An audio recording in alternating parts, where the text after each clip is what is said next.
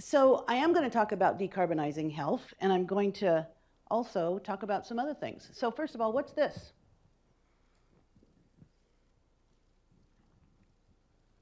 Somebody. I know somebody knows. Okay. It's the James Webb Space Telescope.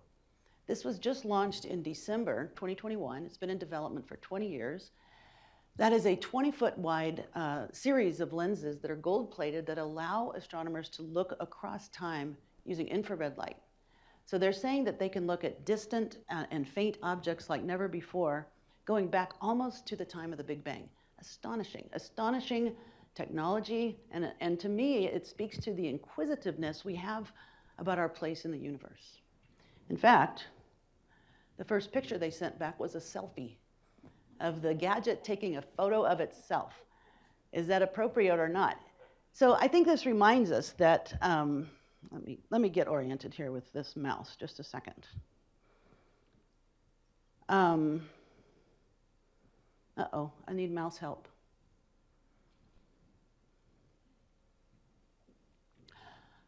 I can go to the next slide.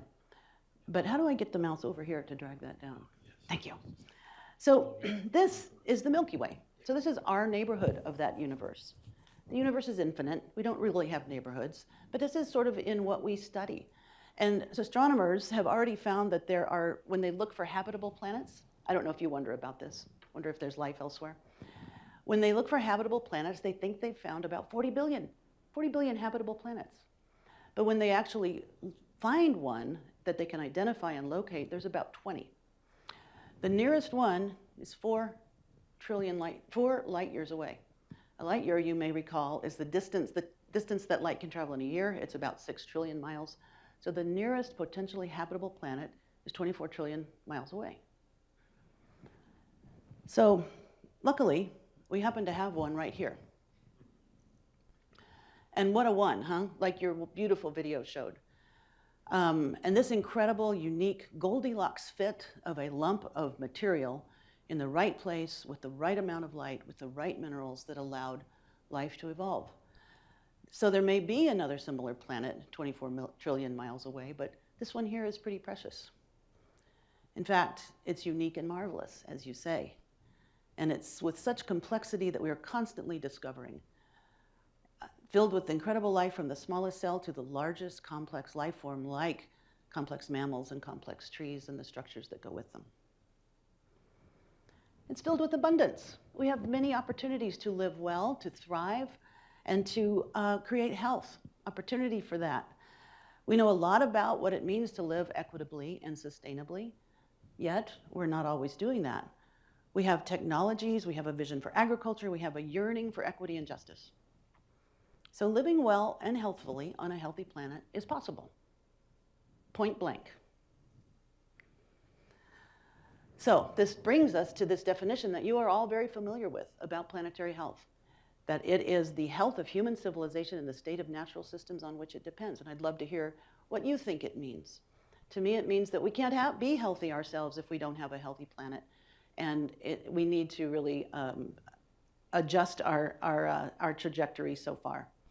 So when I think about what this means, planetary health related to healthcare, this is where I spend my time thinking about this and working on it. And I've called out these 3 elements of planetary health that I think are particularly relevant. There are others, there are many others. Climate change, clearly, we're up against some tough walls. Biodiversity loss, another really important feature that is moving quickly, and resource depletion. So they're related to healthcare because first, they all lead to health risks. Climate change, you know a bit about it. We're going to talk quite a bit about that today. Biodiversity loss. What happens if we lose our pollinators? What happens if we lose our soil microbes? What happens if we lose access to all medicinal plants? We can be exposed to worse and more frequent disease outbreaks, which we've just lived through. And I'm not saying that that's a simple linear connection, but there's a relationship between the balance of the planet and the balance of our health. And then also, unfortunately, healthcare contributes to these problems, all of them. And so that's really where I spend my time, is trying to dial that back and saying, how can we be better? We can't be part of the problem. We're here to support health and drive health forward. But we do through all of these ways. Climate change, you're going to hear more about that today, but biodiversity loss. Think about the chemicals we use, the resources that we use to get what we need, and what that does to land use around the world and balance of specific ecosystems. So we really are part of that problem as well. So you'll know this, and these next couple of slides are from the Climate Leadership Reality Program that Al Gore leads, which is a great program, and it's now free and available, I believe, to anyone who wants it. Okay, I'm still struggling with the mouse. There, okay. But anyway, this is the basic science of global warming, and you know about this. It's been known since the 1800s. So energy comes from the sun in the form of light. Some is re-radiated to the atmosphere.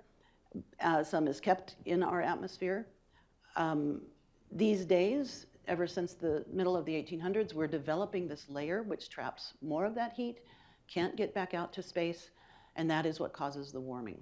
So we know that this is mostly because of the fossil fuel burning, though there are many sources of human-caused pollution, agriculture, transportation, forest burning, et cetera, but it really comes down to, for the most part, the burning of fossil fuels.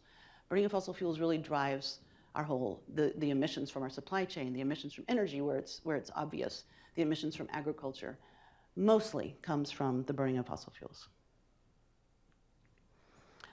So you probably read the IPCC report that just came out last month. This is the most recent report on adaptation. And it was pretty grim. And I know that you all spend time with this. And so we want to talk about that, but also talk about how we cope with it. So just a second. Sorry. Anyway, what it said is today, 3.5 billion people, that's almost half the people in the world, are highly vulnerable to severe water shortages. 1 in 3 today are exposed to deadly heat stress, and that's proposed to be 3 out of 4 by the end of the century. So that's a lot, and that's already given probably movement and migration. 500,000 are at risk of serious flooding today, and the billion people living on coasts will be exposed to serious flooding by 2050. 2050 is not that long. I think about 30 years, my career's been 30 years long, so 30 years, if you all are students, it's still in your career. Rising temperatures and rainfall, increasing diseases in people, livestock, and crops, and food availability. And so we have lots of reasons why we should be concerned about this, and I know you are all concerned about this. But this is important for us to keep in mind in healthcare. Another piece that we don't often talk about with climate change, but it's really related to biodiversity loss, is the need to have certain aspects of the planet functioning as they normally function. So in other words, letting them be so that they can grow, reproduce, pollinate, evolve, create oxygen, et cetera.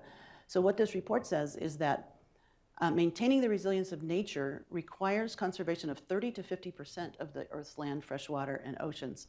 And right now we're at 15% of land, 20% of fresh water, and 8% of oceans. I don't say this to depress you, shock you, or wake you up, because you're already probably all 3 of those things. But I say this because it's important to also pay attention to that aspect of this connection between health, healthcare, and planetary health, biodiversity loss specifically. Okay, so take a deep breath. Check how you feel about this that we've just talked about, and I know you do spend time in this content. You might be worried, irritated, anxious, angry, sad, bored, dismissive, any of those things. Just notice it, because getting comfortable with keeping our eyes open is really important, in my opinion. So you see this 1 at the top of the screen. It's because I kind of like to make top 10 lists. However, I've only made it a 3 list for this talk. And this is 1. And what is it? It's just an idea. I think it's important to keep our eyes open, but to keep our eyes open, we have to build the resilience to do that. We have to build a way that we're not overwhelmed, that we're not blown out of the water, that we're not driven into denial or distraction. So for that, I think we all have our own solutions, and you all are doing wonderful things to be engaging in this work now, engaging in the learning now, developing peer relationships, and that's good for all of life, and it's good for this topic, because this topic is not going away. It's not going away in our lifespans, our children's lifespans, or our grandchildren's lifespans, or probably beyond that, because certain elements, as you know, are already moving too fast. So moving on from that, The choice is ours. These options are real. We are seeing this evolution and development of what is on the left and what you read about a lot and what makes us panic. But I know for a fact that we have this other possibility. People ask me if I'm optimistic about this. You know, truthfully, I am optimistic because I know that's possible. I believe it in my bones. We have the technology, we have the ideas, we have the commitment. I'm not always sure that we're going to pull it off. But what I know about that is that's up to us. It's up to us. I don't just mean us here, I mean all of us. That's hard. That social change and system change is challenging, and we're up against that, including seeing the challenges more clearly. At least that's how I feel. The economic challenges, the political challenges, the technological challenges, the resource challenges. But because I know it's possible, I am optimistic. But that means if we keep moving.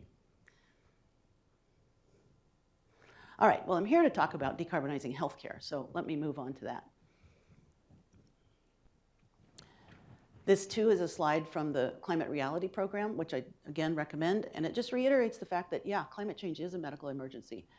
It's one of the most frightening aspects of climate change, at least for humans, and also one that has a whole lot of power when we talk about it. Reminder that healthcare professionals are the best folks to talk about that. Reminder that nurses are particularly good because, once again, we're the most trusted profession. And it's something that nurses do well is interpret. We translate and interpret and help things make sense when they seem very complicated, and of course they are, especially health-related, but also especially causes of health issues. These are scenes of smoke and fire in my part of the country. So this is California, Oregon, and Washington, just over the last couple of years. So you can see the intensity of the fires. I know you've read about them. I know you've probably breathed the smoke of those Western fires coming down from Canada and also from the Western US. It's astonishing how frightening it is for the folks living in these communities, you can imagine. We've had a number of physicians and nurses who've lost their homes in our sites in California. I have a friend who's a home health nurse, a hospice nurse, and she drives around a lot. She lives in Napa. And she told me that she and her colleagues have begun to take chainsaws with them. This is because if there's a fire and if trees fall, that's the kind of rescue equipment they need for themselves to get back from homes that they're visiting. That's astonishing to me. She also explained that it's hard to make a decision to get an electric vehicle because they don't know about the reliability of charging even at their own home. They don't know if they can get home. That's a lot to live with while delivering care. We also have had smoke build up in the hospitals. Enough smoke when you're up in the magenta colors of the EPA scale. It's hard to keep that clear inside or outside. So that's an operational adaptation that we need to make. And we know that smoke that we're exposed to in our communities both causes short-term risk and chronic disease. There's a study out of Montana that shows the long-term inflammatory processes from the small particulates deep in the lungs. And we're all getting those small particulates deep in the lungs when we're living in that high quality. It's like a giant experiment over the entire half of the United States and Canada. But that's something too that we're going to have to live with because those trees there's a lot of trees. All right, here's another hard one. The heat dome of last summer. This was amazing, really earlier than expected. It shocked people. It was 116 degrees in Portland, Oregon, and it was 108 in Seattle. And a lot of those homes, probably like your homes here, maybe I don't know, a lot of those homes don't have air conditioning. And especially the lower income homes, and especially those neighborhoods that don't have trees, which are also tend to be lower income neighborhoods, that really added up to some big problems. So some of our hospitals, again, for the adaptation needs, had to close down wings because those hospitals aren't built. The chillers aren't sized for that kind of heat. They're sized, they're required by law to meet certain climatic standards. Like the chillers in Arizona are different than the chillers here. Chillers in Seattle are different than the chillers in Alabama. So, and what my engineering colleague said is they need to, their goal, their max was 92 because their average high is in the 80s. So 116, you can imagine what that does to a large system. So anyway, I have to close some wings, ask people to stay home and work from home. This was at the same time when the ERs from Seattle to the border of Oregon were overrun. There were a lot of unexpected deaths, obviously. And also it was the middle of a pandemic. So you think about that, and that's one of the things we talk about with climate change. It's adding to the other circumstances that we have. So that's really hard, and that's happening right now. It's amazing.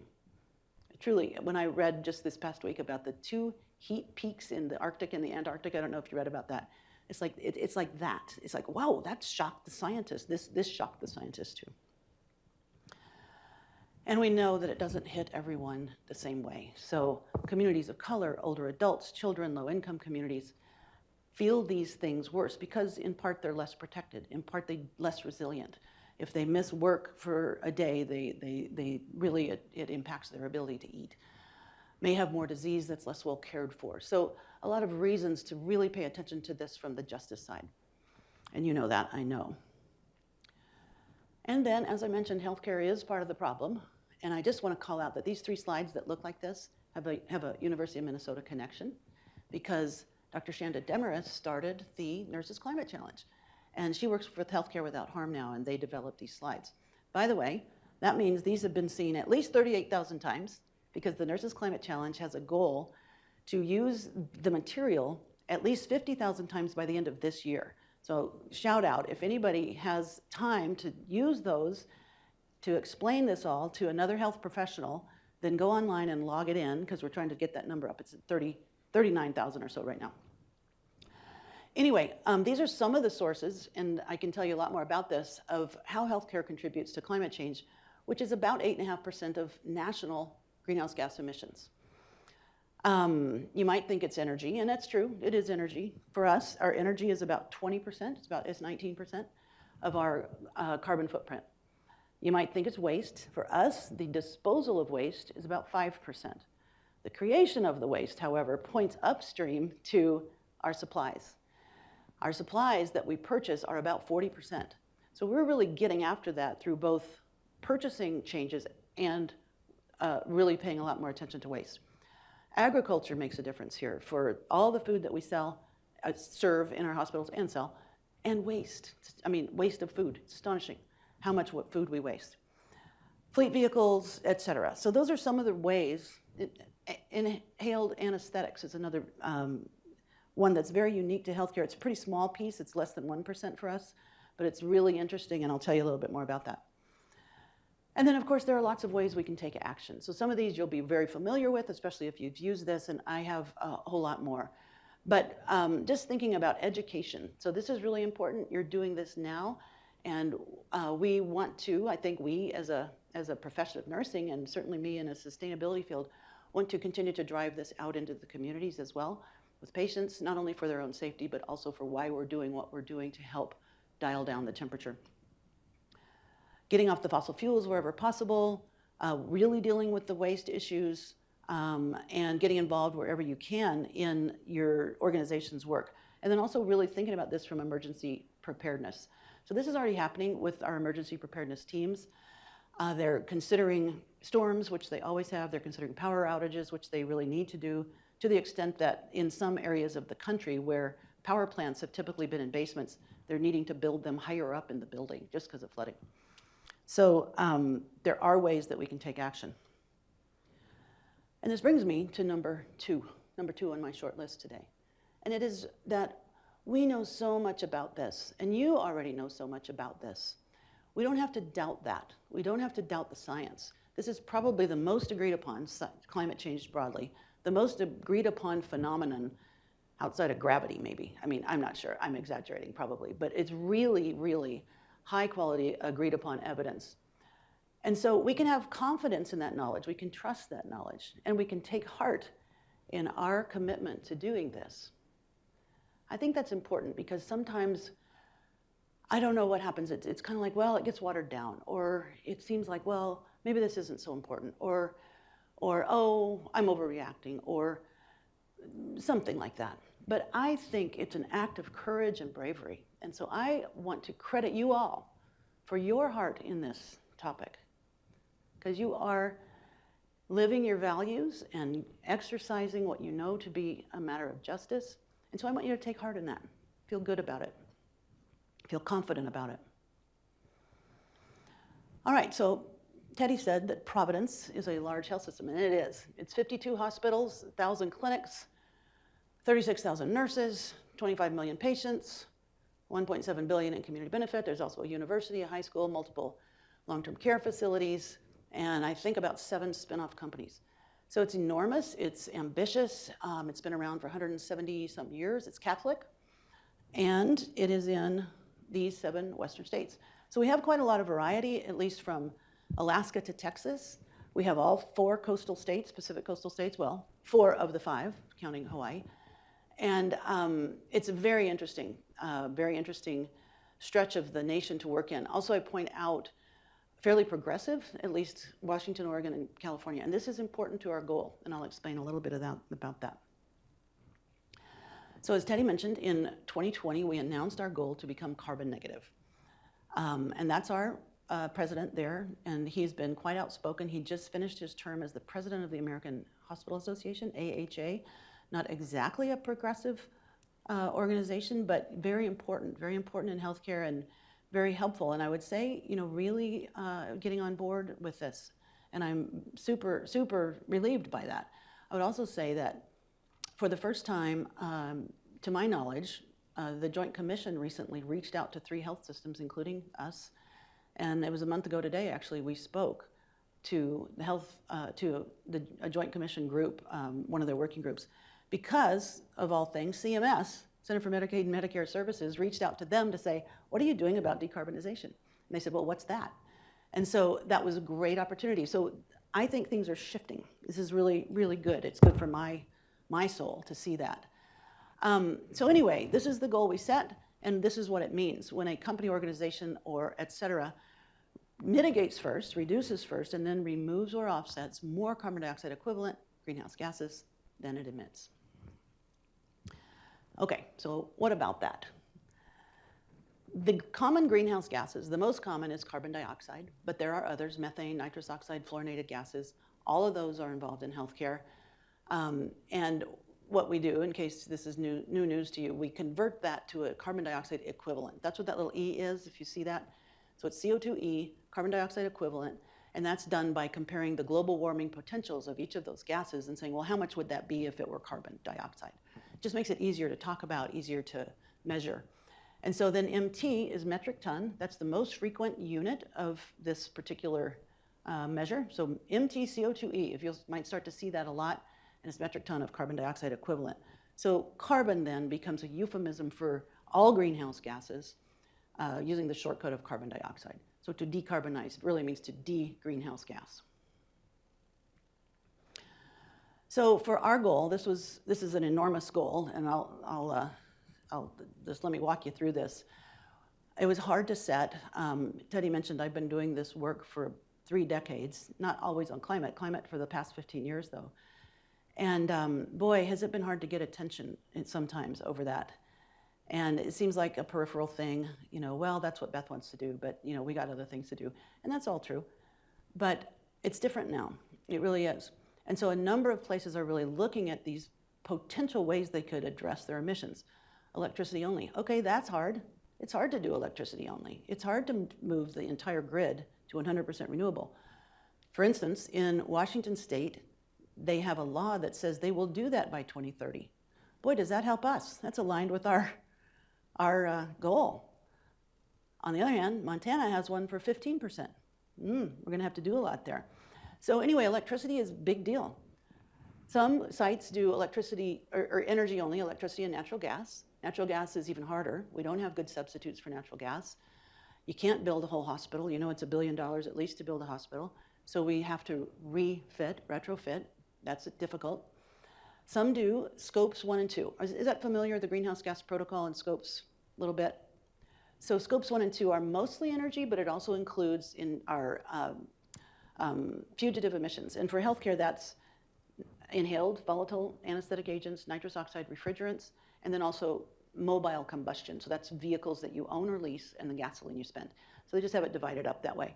And then scope 2 is purchased electricity and steam. So it's really energy plus a little bit more. Okay, that's a way to do it. And then another option is all 3 scopes.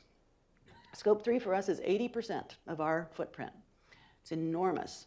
But we decided that, well, if we're really here for the purpose of justice, and this is, very mission driven for us, and do I stop at 12? 12:15? 12 or a little after. Thank you.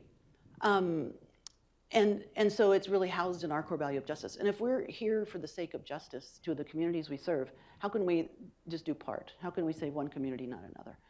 So we're taking on all, very, very hard. What's the span of reach? Should we focus just on our acute sites, or just our clinical sites, or just the ones that we can control? A lot of organizations do it that way. Well, we can't control X, Y, or Z. But really, the reason why we have those emissions is because of our choices. So we kind of have to take that on too.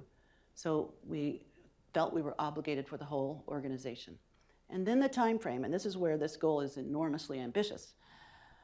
Scientists have said that this decade is really our chance to keep us under 1.5, even 1.7. And to do that, we need to avoid a certain amount of emissions to keep out of the way of the tipping points, which are then really, really harmful. So we decided, well, we don't know if we can do this by 2030, but we need to try. We need to try. So that is our bold goal by 2030 for all of the above. No one else has set this goal. This is the boldest goal in healthcare. The nearest is 2040, and most are 2050. It's a little bit too late, though, isn't it?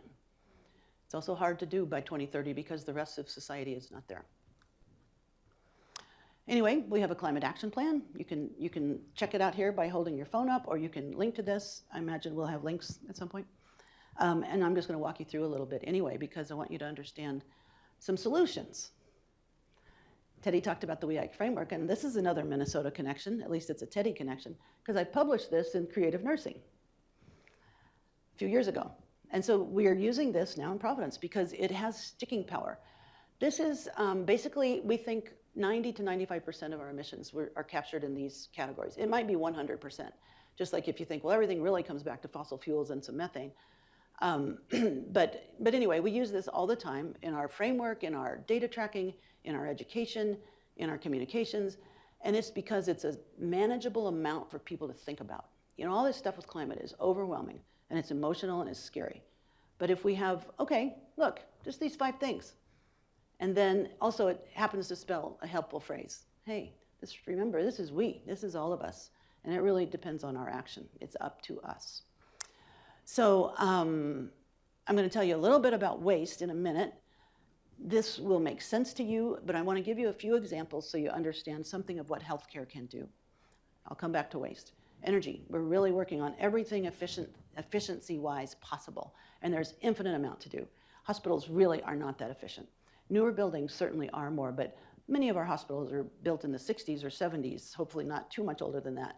And so there's endless work to do. And then also shifting the grid, like I told you.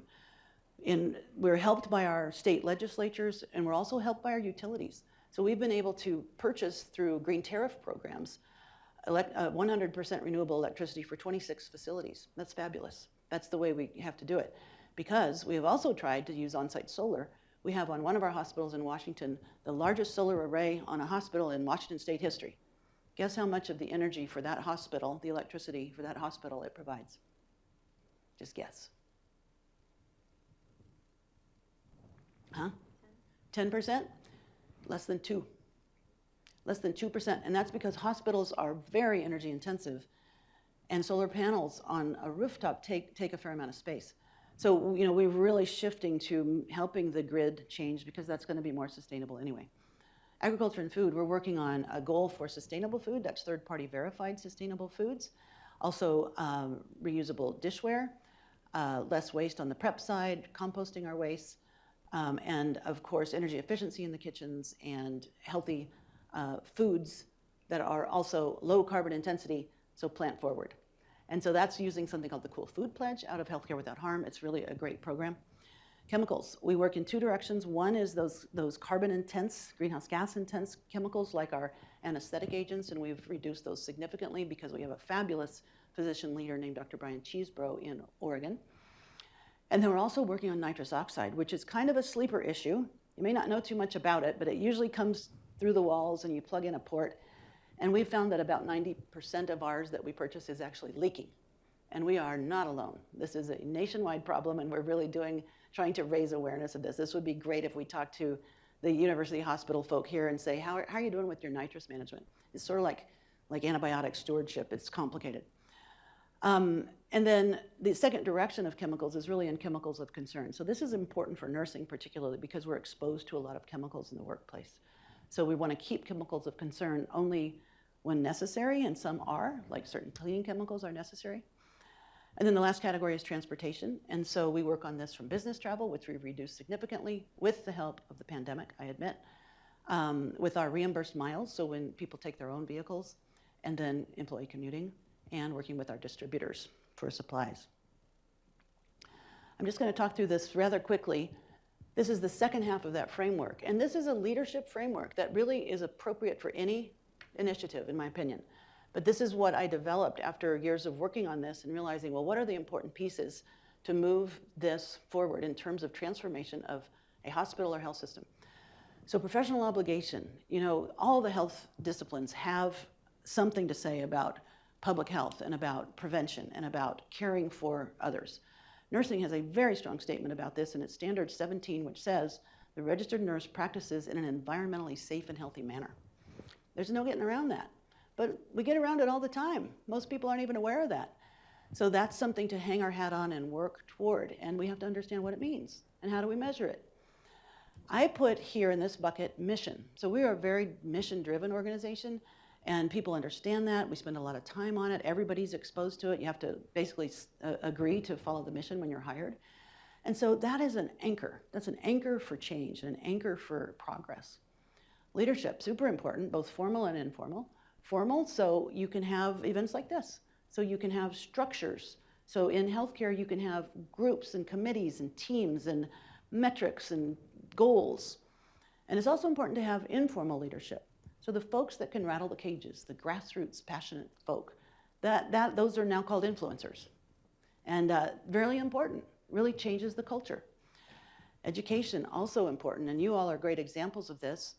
As of 2017, a study done in the Northwest, out of Washington State, showed that for the universities it was 7 or so states in the West and Northwest, when asked if they include climate education or environmental stewardship education in their nursing programs, 18% were yes.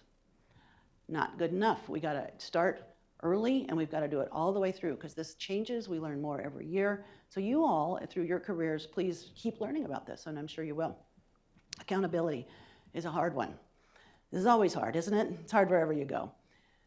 And so it's really important to drive this into structures that exist so that the system will work for you instead of against you.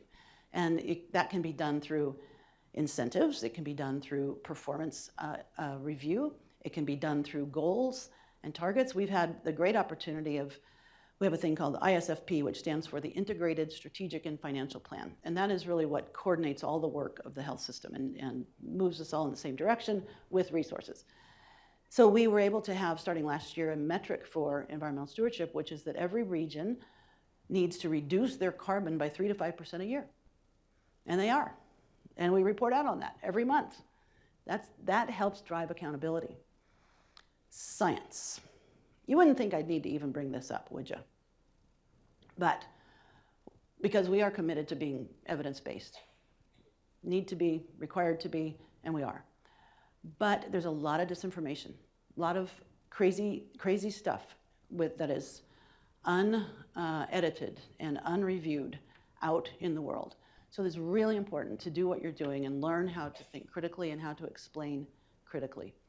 Also, back to the taking heart and trusting the knowledge, this is important. We're on solid ground when we have good, solid evidence. And we know how to read studies, we know how to translate them, we know how to evaluate them. So feel good about that. The last E is for engagement. I call it the secret sauce. This is really where it counts, because what we're here to do is change culture. Yep, we're going to change waste and recycling and anesthetic agents and everything, but really we got to change the culture, because that is the long, slow work that makes the change stick. So engagement is the piece that is through how do we get people involved? How do we communicate with them? How do we invite and include? How do we help them align their own personal values and wishes to work that is going to also help move this forward? So you all do that already in certain ways, I'm sure. And I think that's necessary for any project, and especially for this project, which has in the past largely been sort of voluntary, volunteer-based. It's really less so now. So anyway, I hope those are helpful. I think about them a lot, and in fact, they underlie what I'm going to show you in a minute, which is a visual strategic plan. But I do want to talk about this waste goal for just a moment. We only have the 2 goals. This is the second. And this seems complicated, but it's not that bad. So we want to send less than 50% of our total waste to landfill, autoclave, or incineration. Why is that? Why those 3? Any thoughts? Methane in the landfill, that's right. Yep. So along those lines, all 3 of those are the sources of carbon pollution from waste. Recycling really doesn't have very much, and according to the Greenhouse Gas Protocol, we don't count that as carbon. Donations either, source reduction either. So it's really, those are the waste categories, and that includes all the biohazardous waste, the hazardous waste, landfill waste, et cetera. So we're doing all those things, recycling, compost, important aspect of segregation. This is important for anyone practicing. You've got to put it in the right place. Love your bin systems here, very clear. A lot of places you'll travel and work, they're not so clear. So that's always a place to work. Donations, but the main thing we're working on is source reduction because of all the stuff we bring in and throw out almost immediately. I sometimes say, boy, do I want to understand the carbon footprint of the lowly syringe. Just imagine, raw materials, fossil fuels, created high-level sterile plants somewhere across the world.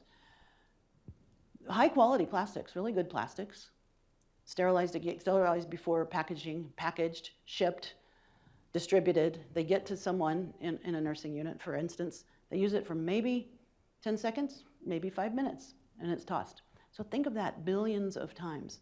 We don't understand that. We don't really have a good read on that. There's not a life cycle assessment that I've found for the lowly syringe because we look at the big things, the MRIs, the Da Vinci's, the bigger items. So anyway, we're really working on decreasing the single-use devices, single-use supplies, and also excess packaging. Hard, hard, hard. That is hard. Okay, so this is the strategic map I mentioned to you. And you can see up in the top right, that's the area of mitigation. So all that I've just talked about is up there. That's the We Act, that's our purchasing, that's our data. But you see that there's all these other parts. Our adaptation about building resilience. Our advocacy, I mentioned to you, all the ways that we work to change this, both with our formal government and also with partners. The top left is the engagement piece. Those are the groups that are working on this, and we have hundreds of people across the health system who are working on this, and we hope it touches thousands. It has to be touching thousands of people. And then the bottom left, that's basically the please framework. Those are the key elements that are necessary. So that work that evolved out of years of thinking about this is really, we're putting this into practice, and so we should turn it into a study, but just too busy like getting things done.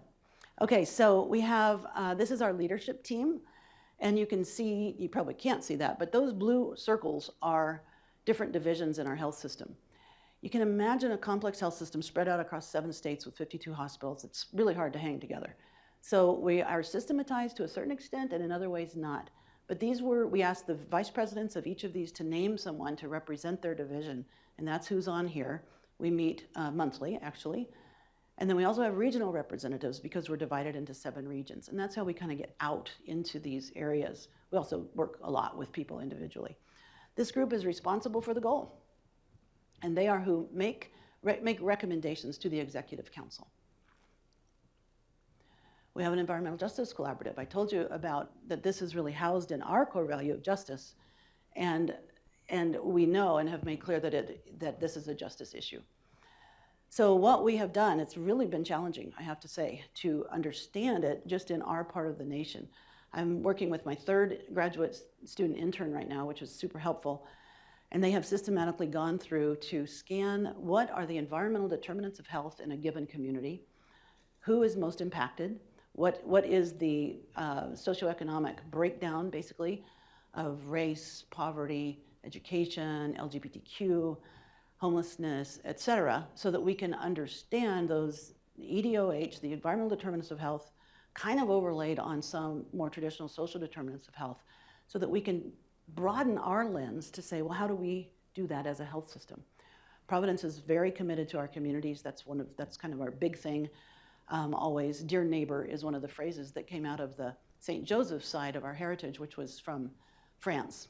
And so the dear neighbor is a big piece for our culture. And so we're really oriented toward our communities. That's who we serve and that's who we answer to. So how do we answer to them about this issue, which a lot of people don't really grasp yet? So we're trying, a small group of us who are pretty diehard about this are really trying to ask, how do we know that we're meeting that? How would we help if it doesn't come up in a community health needs assessment? How would we write this into our community benefits plan when there are other competing priorities and yet this is driving so much harm? So more to come on that, but it's super, super important. So this is kind of the problem, isn't it? This is, people have a disease or illness, let's say, they come to healthcare for some help. We end up creating pollution. That ends up contributing more to disease and illness. This gets the attention of clinicians when renewable energy may not. This is offensive. What? We're causing harm? We didn't mean to do that. So this lightning bolt is really where I work, and this is where decarbonization is, and this is what gets people engaged, people who are clinicians who don't want to be part of the problem engaged. So to that end, we are working now with a clinical collaborative. So this is super important and really hard, I tell you. So we think about our 120,000 caregivers, and about 90,000 of them are either registered, licensed, or in a less formal role like a ward clerk or someone else who's facing patients. And oftentimes you can see these points in blue, and this has been my experience over the years, that the folks who end up doing sustainability work are often facilities people.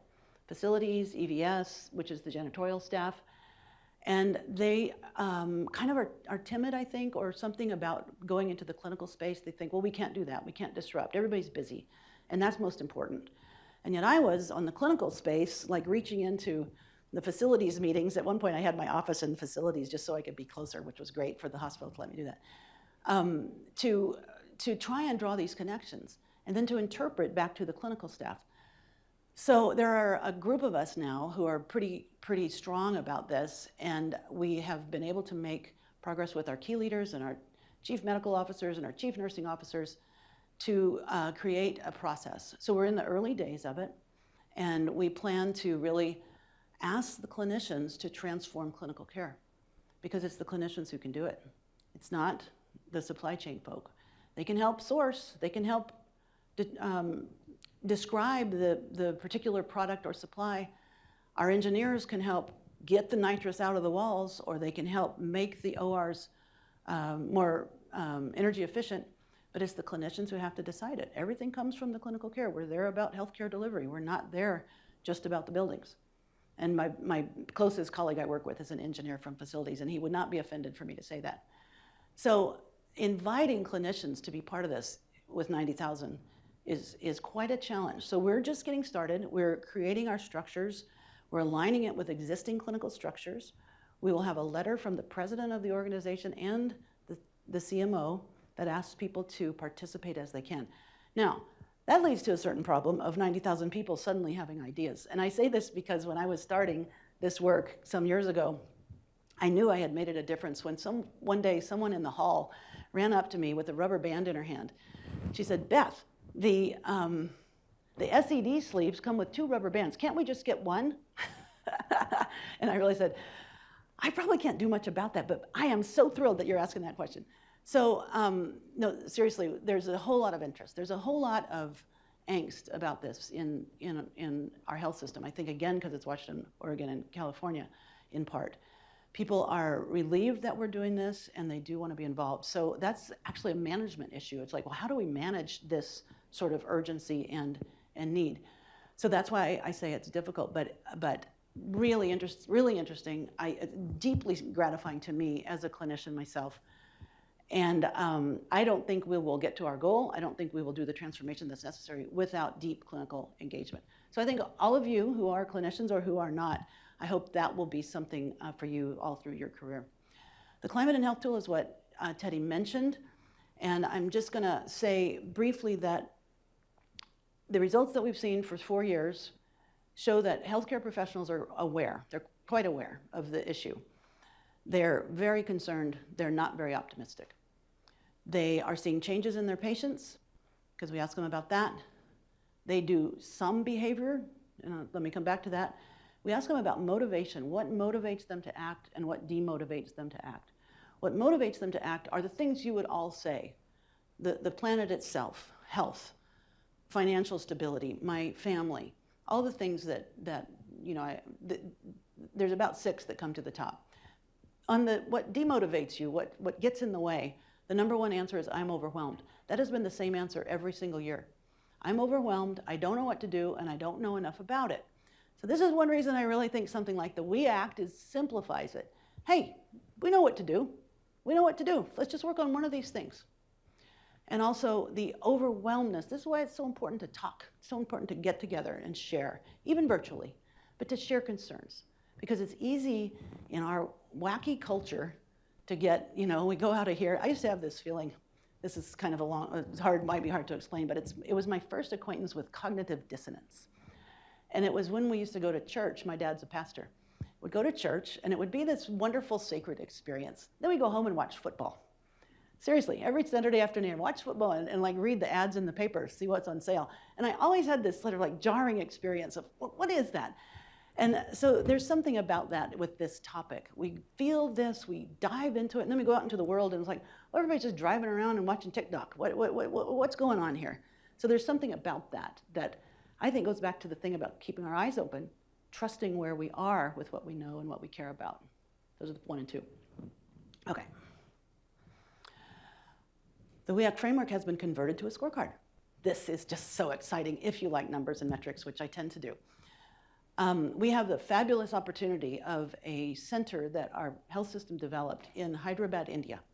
There are about 400 brilliant technicians who build all sorts of stuff for the health system because, we depend on technology.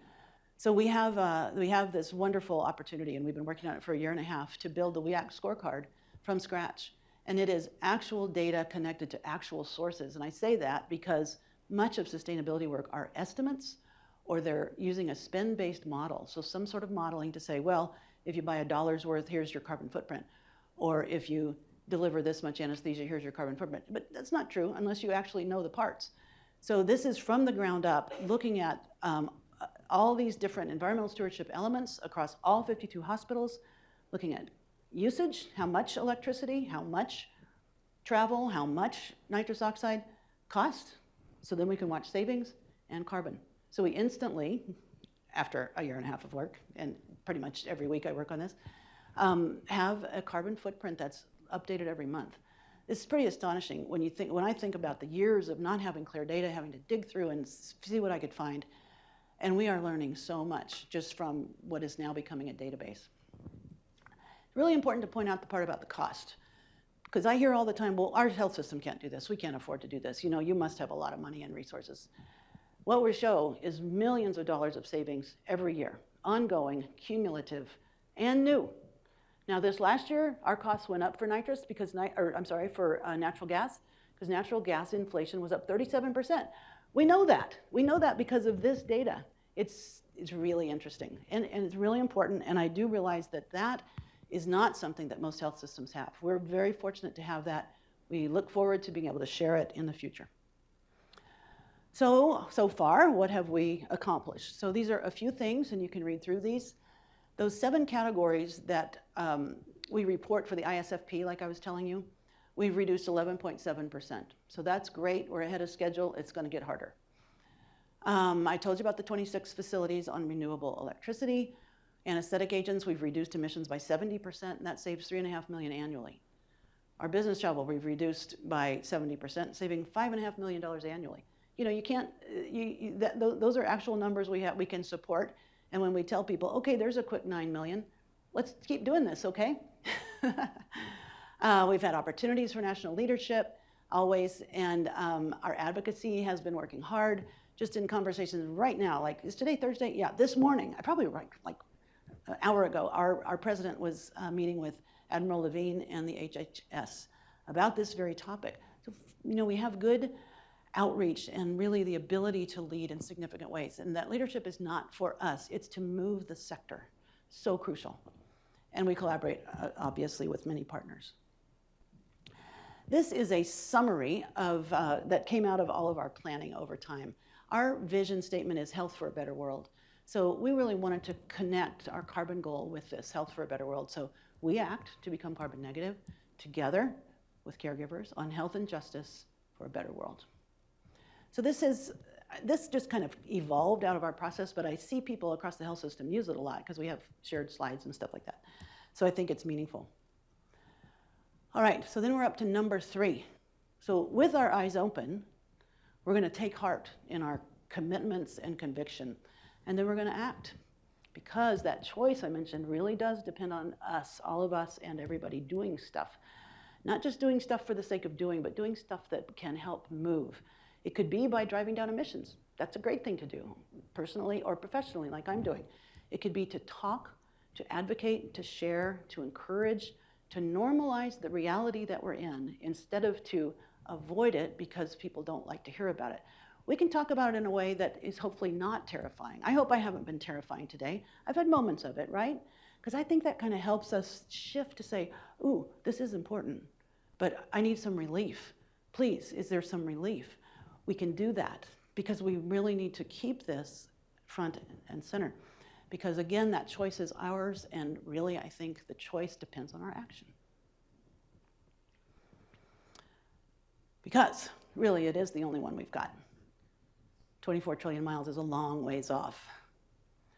And I often say that it's up to us who are alive right now. It's not just us in this room, it's not just us in the United States, it's all of us who are alive right now, all of the adults who are alive right now. It's on us. We have this opportunity, and I hope that we can respond to it. I'm not sure, but I hope so. So you know Amanda Gorman, lovely poet laureate, youth poet laureate, who spoke at Biden's inauguration a couple years ago. She also wrote a poem when she was taking Al Gore's course. So I'm going to read this excerpt, and I'm going to try and do it with my technology challenges. So she says, where, despite disparities, we all care to protect this world, this riddled blue marble, this little true marvel, to muster the verve and the nerve to see how we can serve our planet. You don't need to be a politician to make it your mission to conserve, to protect, to preserve that one and only home that is ours, to use your unique power to give next generations the planet they deserve.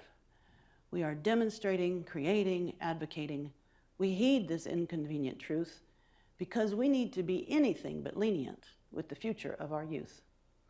And while this is a training in sustaining the future of our planet, there is no rehearsal. The time is now, now, now. Because the reversal of harm and a protection of a future so universal should be anything but controversial.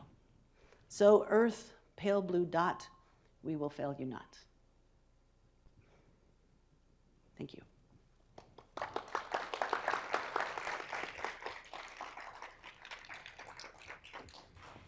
Thank you so much, Dr. Schenk, and for being such a positive image of where we can go.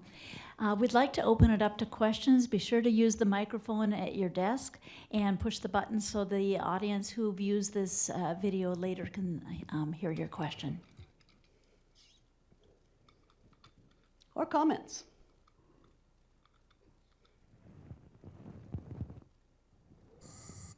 I can go ahead and start. My name is Whitney. First, thank you for coming and for speaking. I really applaud all of the work that you are doing and is absolutely motivating. My questions, I have several questions actually, if nobody else wants to ask, I'm happy to hold the floor. My question's about you had commented on trying to reduce single use within the facilities. Mm-hmm. And this has been such a challenge, especially when we have to be considerate of our cross-contamination. Mm-hmm. And so what do you look at in order to be successful with that? How can you increase recycling? A lot of these really, small plastics that don't easily recycle. How do you increase that, right? With also being considerate of that cross-contamination and all of the infection prevention challenges that we have. Yeah, great question. there's always a little bit of tension, I think, with infection prevention and sustainability. And so the first thing to do is get in partnership with your IP team. Always got to be on the same team. We're never going to sacrifice quality or put anybody at risk through any of our work. And you don't need to. We can do much better with our resource conservation with no risk. So I have a few different answers for you. One is reprocessing. Are you familiar with that? Of single-use items. So that, for those of you who are not, that's an FDA-approved process for certain items that are designed for single use. These are more expensive items, not syringes, that can be taken back to a factory that cleans, inspects, repairs, repackages, and resells for usually about half the price. And that can be done for some 2 or 3 times, for some 10 times. I haven't read of anything more than 10, I don't think. So that saves us millions of dollars a year. That's another thing we claim and report back. So that's one, certainly. But you're talking more about the day-to-day stuff. So I have 2 things to share about that. Well, several. One, for instance, some of our hospitals have a shared governance council, for magnet or nursing structures, shared governance focusing on environmental stewardship. That's a great place to have some of this funneled through using change forms, process change forms, or whatever your process is. And then that goes to the purchasing committee. And hopefully, with enough culture change and enough pressure and enough frequency, they'll say, oh, well, let's reevaluate these kits. Large health systems, large hospitals order their own kits. They pack their own kits. They design their own kits. So oftentimes we'll look through a kit and say, okay, we don't need this urinalysis container. We don't need this wipe. We don't need this IV hanger. So it gets very specific to work, slow. This is slow, hard work to go through, evaluate, request the change, keep after it, track it. I mentioned our scorecard and our waste goal. We're tracking source reduction by the pound. That's hard, but that's why I say you identify these topics, and when you're successful, that's what we want to track, spread, et cetera. It is hard to do that, but I think that is necessary for culture change. Okay, here's another example. In our Oregon hospitals, St. Vincent in Portland, this physician I mentioned, Dr. Cheesebro, he took on how hard it would be to reformulate all the kits. So in the OR, particularly, surgeons will have a specific kit, the techs and nurses open it, and what's in there is what they expect to use or they want to have available for a procedure. Very typically, at the end, it's thrown away. I mean, it may be recycled, may not, but it's thrown away. And those are brand new, expensive things. Hundreds of dollars worth just thrown out. It's still astonishing. I was on a talk with a wonderful physician from India recently, and that's just not how they do things. We don't have to do things that way. Anyway, what he found is that this one hospital, after going through this painstaking process of realigning real need in the kits, they saved $1.5 million.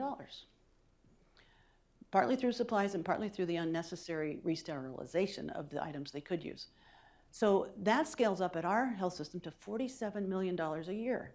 So you can know now that we have that data, there's keen interest, very keen interest. I'm asked about it somewhat regularly. When are we going to be ready to go with it? Well, they're doing a trial right now, then we're going to spread across Oregon, and then, so we have this plan. So I just want to say it's possible to do things like that, but that's not instant work. And then one more comment about recycling hard to recycle plastics. Another success that we've had, and this has been a while, like 10 years, is a specific Providence Recycling Center in Oregon. Because not only can you not recycle those little pieces, you usually can't recycle bedpans, urinals, graduated cylinders, anything that looks medical, because recyclers aren't allowed to take medical waste, even if it's clean. We've been told if you have a pallet of bedpans you can't use, they could recycle them, but not in everyday use. So this Providence Recycling Center actually takes all that, they sort it, they compress it, so they consolidate it in bales, and they have found a local plasticizer who wants it. So that pays for the whole recycling center. It doesn't clear much money, but it's self-sustaining. Now that's the sort of long-term thinking that we need, and that's possible. We're an example. It's possible. I hope it's on our list to develop such a center in Western Washington, where we have 17 hospitals, and Southern California, where we have, I think, 16. So those are some ideas for you. But it is painstaking. I think a lot of times our suppliers, our buyers in our own health system totally agree, but what's available is different than what's instantly available. So that's about changing really upstream the supply chain, which is what we're trying to do in evaluating carbon right now in our supply chain. Very hard. We've just sent out surveys to, I think, about 80 of our tier 1 suppliers, meaning the suppliers that don't like buy it from somewhere else. They're selling us directly, large percentages. So I know that we spend about $8 billion a year. This is significant spend. And so we're talking billions of dollars that we're asking about right now, and asking them, have you set a carbon goal? Have you set SBTI, science-based target initiatives? When are you planning to be carbon neutral? Are you reporting somewhere to CDP, Carbon Disclosure Project, or elsewhere? And asking them, because then we'll be able to start to understand, well, what are their scope 1 and 2 emissions? Because when we know their scope 1 and 2, that is our scope 3. It gets very complicated, but that's how we begin to understand the supply chain. So I hope that helps. Yeah. I guess they have to. So Beth. Yeah. I'm not going to look at you while I ask this question. Okay. So you didn't get to the position you're in just fully formed. You had a career path, and you had. And can you talk about that and about how you used your influence to help Providence get to where they are? Are you a professor of leadership? No, but I do a lot of work on leadership. Yeah, no, good question, and absolutely right. Sometimes I talk only about that, actually, because there's a lot of people who are interested in how do we do this? How do I get the door closed in my face 1 million times and not give up? I mean, that's part of it. I have a photo. I just unearthed it in the last couple months of the first green team I was part of, I was leading, and it was from 1993. So that tells you it goes back a ways. And I look just the same. No. And, you know, I have thought about that. I've been asked about just about my persistence, actually. And in Providence, the word we use for that is steadfast, because that's in our mission statement. We steadfastly serve all. And I don't know. I can't explain that part, because I seem to not tire of this. I seem to just want to keep going. And so that was present early in my career when I got into nursing. And, you know, nursing is a shock at first, in case some of you haven't been nurses yet or ever. It's really hard. It's a tough adjustment. And it took me a while. But before that, I had already been, you know, a big recycler. I used to collect bottles in the neighborhood and, you know, that sort of thing, and was concerned about the environment. I had studied wilderness studies. I had a degree in botany before I became a nurse. And so at first, I admit I was overwhelmed by the sheer exposure to suffering. That's what was hard for me. The pressure, yeah, but it was just the human condition of suffering was hard. So after I kind of got my legs under me, I rose my head up again and said, I can't believe we're so wasteful. This is ridiculous. And so I started of trying to change. Oh, and endless times I said, no, we can't do that. That's impractical. No, that's just your idea. No, we're not going to do that. But one time later in my master's program, which was, I was telling Teddy, healthcare innovation. It was an MHI, Masters of Healthcare Innovation from Arizona State. And one of the professors, Dr. I won't remember. Anyway, she said, no is one step closer to yes. And that was something I had learned already in my life, that, well, if you get a no, then you go back and reformulate, you think about it again. And I have been very sure about where we need to go. So the vision part, I've been very clear about, figuring out how to do it, you know. And that's an ongoing learning process no matter where you are, and it depends a lot on the culture. It depends a lot on the culture, the timing, whatever else is going on. But, I mean, I guess in a straight shot, you know, my history is ICU nurse. That's what I did for 20 years. I then worked on some projects, and in doing projects got me really thinking outside of nursing, outside of clinical care, how organizations work, how healthcare works. That was very, very helpful. In the meantime, I had developed that green team and was working in those directions with facilities and supply chain and EVS and food and nutrition, learning depth that way. For my master's degree, my whole premise was there should be a CSO everywhere, Chief Sustainability Officer. Now those are common, but when I did that, that was not a thing. And so I've just been kind of going in this way a long time. And then when I worked on my PhD, it was to study the environmental impacts of healthcare. That's what I'm keenly interested in. I even thought for a period about, well, maybe I should just get a PhD in something, you know, a sustainability or a management sort of thing. I said, no, the clinical value, the value of the clinical knowledge to do this, I think is you know, just really important. Even though most of the people doing it are not clinicians, and most clinicians are not doing it, But we got to change that, because the answer in healthcare is with the clinicians, in my opinion. So anyway, that then helped catapult me along the way. I led nursing research for our health system for 7 years. That gave me great insight into the whole health system. So then when this came open, I was very fortunate to be selected for it. I feel like I was born to do it, but, you know. Does that help? Yeah. There we go.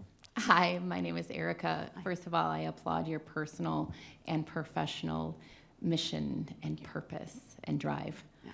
Yeah. My question is around the millions of users who are your patients and caregivers and families in the communities that you serve. And I'm sure many of them understand your mission and purpose.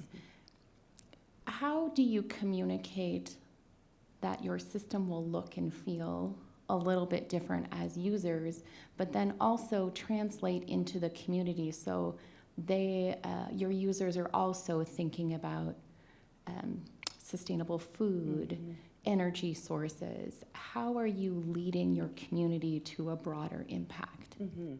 Great question. I can think of a number of examples. As I said, our allegiance is kind of to our communities. Now, this is good, and it's also sometimes frustrating to me, because I would like our allegiance to also be toward our federal government, you know, to really drive. Sometimes I feel like, yes, of course we need to address our communities, but we got to think bigger. But it's always important to come back to, no, the important thing we're doing is delivering care. And this is, I think, for nurses in our daily practice, if you happen to be a clinician, or we're all clinicians, but if you happen to be delivering care to an individual or family. So that's a given, I would say. I think people kind of understand that the mission about Providence, but lots of people don't have any idea that we're doing this. We have, you know, extensive communications. We have we're going to have our first annual report coming out next month. We have live events. We just did one last week on waste optimization. We did one on climate anxiety the month before, and you can check those out if you want. An example is, this was some years ago, we had 3 different years in a row of doing something called Turning the Tide, reclaiming health by something the planet, I forgot the verb. And so we did that. It was a 4-day event each time with the community. It was also with the University of Montana in this case. And so for instance, on Friday night of this weekend, we would start with, because we're Catholic, a spiritual exploration. So we did this 3 years in a row, invited as many different faiths, representatives of faiths as we could have. So, you know, Christian Protestant, Christian Catholic, Native American, Hindu, Muslim, Jewish, evangelical, as many as we could. And we had them on a panel and would ask them a pertinent question like, how does your faith address care for our common home? Another year we asked, how does your faith address climate? This was astonishing for the people's reaction in the public. And we heard about that, you know, all the rest of the days we were doing more technical stuff, more health stuff, but that was what they were so relieved to hear about. They just said, we want to do this more. We want to hear more. Because it helps, I think, that particular topic helped to convey meaning, helped to organize meaning around this challenging topic. So that's an example kind of a way that we might approach that. Another element is we look for feedback. So we had feedback at one point about a cancer patient's spouse who marched up to the food and nutrition and said, I cannot believe you're serving me this beverage in a styrofoam cup. This is a carcinogen. Believe me, we ran with that for years because that's very important. And I always tell people, send me your comments. We had another one recently. We've changed the way you do pre-op scrub, and you send stuff to people's house and they do their showers. So it's in all this extra packaging. So someone wrote to me and said, you know, I'll use this bag for my knitting, but I would just as soon have it in the box without a separate plastic bag. Those things are very important for someone like me because we can take that to our patient experience committee, our purchasing committee, and our design groups who work on those packs. So I'm not sure if that answers your question, but we do pay attention to what people say. I don't actually think things will look very different. I mean, we have some hospitals that are really doing well and some that are less well. The thing that's most visible to the public is when we have signage about it. when we can really, because they don't know about the energy. So for instance, one of our hospitals has had since 1992 groundwater cooling. So it pumps water out of these 4 wellheads at 42 degrees. That's what does the goes through the chillers, cools the entire buildings. It eliminates 95% of the electricity needed for chilling in the summer. Nobody knows that. It's like, in the power plant, it's behind the hospital. We tell the story, but it doesn't look different. So the experience that people have is in what we say and what we share and what we publish, I think, except for in the case of like the styrofoam cup. Does that kind of answer what you're saying? Yeah, a little bit. Others? Hi. Hi, my name is Megan. I'm an undergraduate nursing student here at the U. So my question is, as someone entering the nursing field, or really, I guess, anyone entering kind of the healthcare field right now, what is your advice for staying involved in planetary health and creating change? Well, I think you're in the right place. You're getting started. First of all, congratulations and thank you for joining the profession. And I think I hate to repeat myself, but to really do keep your eyes open, to be watching for opportunity. I work with a lot of students, and many times they're very engaged when they're in school or when they're doing, a graduate project. But then I believe, it could be because this was my experience, they get kind of buried by the work. And then there's a time when they come back. So just have a delightful experience recently of an undergrad student I worked with probably 10 years ago, and she's been out working for a while, and she's just come back to say, I would really like to get engaged with this work. I was able to find her work to do, and that's actually expanding, so she's probably going to be doing more of that. In fact, I have this kind of band of nurses, I call them, these 3 people who I've just known for a while. I know they're interested, and sometimes, I piecemeal, hey, could you do this for 10 hours or this for 4 hours or whatever per week, and are able to get them started that way. So, find someone like me wherever you are. Find the sustainability people. Try and get involved in whatever way you can. Sometimes what happens in nursing, this is a reality, is nurses, work a lot. It can be exhausting. There's no question. These are extra meetings. They're extra work. Some places pay you for it. Some places don't. Try and go to a place that does. Seriously, you can shop with your feet on where you work, where you practice. Those might be some ways. I'd get in touch with Annie. There's the Alliance of Nurses for Healthy Environments, all of you if you're not involved. There's a student group that's been quite effective, and then there's ongoing opportunities for engagement and working together. I think it does help to have others across the country. That's how Dr. Potter and I are friends. We've done that as colleagues. That's important, so I recommend that as well. I also say you can't solve these things overnight. I mean, I have this burning urgency and I'm working, way too many hours. But I know that this is the long run. And you might go a couple of inches and go back a couple of inches, but eventually you go a mile. And so I think to have your eye on the long ball here too. But it takes, you got to stick with it. Hope that helps.